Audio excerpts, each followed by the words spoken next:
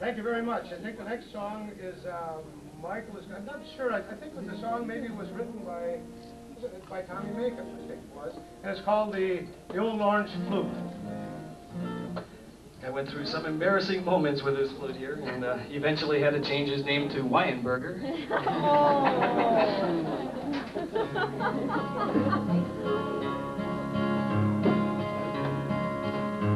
In the County Tyrone, near the town of Dungannon, where many's the ruction the South had a hand in, Bob Williamson lived, a weaver by trade, and all of us thought him a stout orange blade. On the 12th of July, as it yearly did come, Bob played with his flute to the sound of a drum. You may talk of your harp, your piano or lute, but there's none can compare with the old orange flute.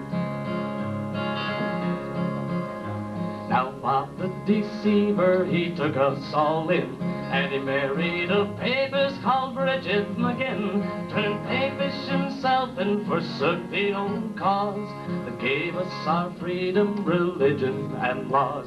Now the boys of the place made some comment upon it, and Bob had to fly to the province of Connaught. He fled with his wife and his vixens to boot, and along with the latter the old orange flute. At the chapel on Sunday to atone for past deeds, said potters and aves and counted his beads, till after some time at the priest's own desire, he went with the old flute to play for the choir. He went with the old flute to play for the mass, but the instrument shivered and sighed, oh alas. And try as he would, though it made a great noise, the flute would play only the Protestant boys. Now Bob jumped and started and got in a flutter, and he threw the old flute in the blessed holy water. He thought that this charm would bring some other sound.